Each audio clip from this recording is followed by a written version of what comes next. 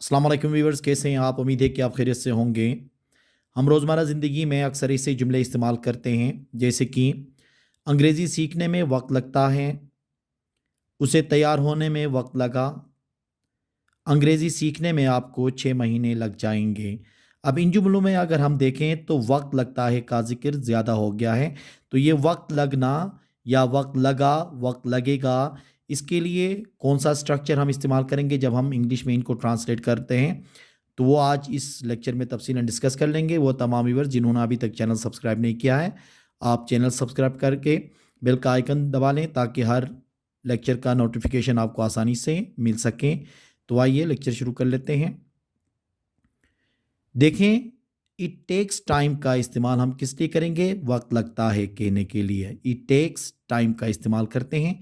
इसका फार्मूला बनेगा it takes time के बाद ऑब्जेक्टिव प्रोनाउन, उसके बाद फिर हम टाइम, फिर उसके बाद टू और उसके बाद वर्ब की फर्स्ट फॉर्म और आगे जो भी हम बोलेंगे रिमेनिंग में वो सारा सेंटेंस आ जाएगा।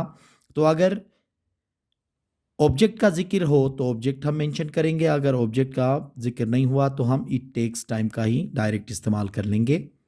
जैसे कि अंग्रेज़ी सीखने में वक्त लगता है, अंग्रेज़ी सीखने में वक्त लगता है। अब इस जुमले में देखें कि वहाँ पे ऑब्जेक्ट का जिक्र नहीं है, किसी प्रोनाउन का जिक्र नहीं है, तो इसका ट्रांसलेशन होगा it takes time to learn English, it takes time to learn English. अब जब हम प्रेजेंट सिंपल में इसको इस्तेमाल करेंगे तो क्या होगा? It takes time to learn English, यहाँ पे टेक्स का लफ्ज़ इस्तेमाल होगा। अगर हम इसका टेंस चेंज करेंगे तो ये टेक जो होगा वो टुक में भी आ सकता है। जैसे कि अंग्रेज़ी सीखने में वक्त लगा, अंग्रेज़ी सीखने में वक्त लगा, तो ये पास्ट का टेंस हो गया, तो ये बन जाएगा it took time to learn English, it took time to learn English. तो टेंस के मुताबिक हम क्या चेंज करेंगे? टेक को हम चेंज करते चले जाएंगे। वहाँ पहुँचने में मुझे 10 मिनट लग जाते हैं, वहाँ पहुँचने में मुझे 10 मिनट लग जाते हैं। अब यहाँ पे देखें, मुझे ऑब्जेक्टिव प्रोनाउन यहाँ पे गिवन हो गया, तो इसका ट्रांसलेशन क्या होगा? देखें, it takes me 10 minutes to get there. अब यहाँ पे देखें मी का इस्तेमाल हुआ क्योंकि इट टेक्स के बाद हमने क्या कहा था फार्मूले में? ऑब्जेक्टिव प्रोनाउन इस्तेमाल होगा और ऑब्जेक्टिव प्रोनाउन क्या है? मी है।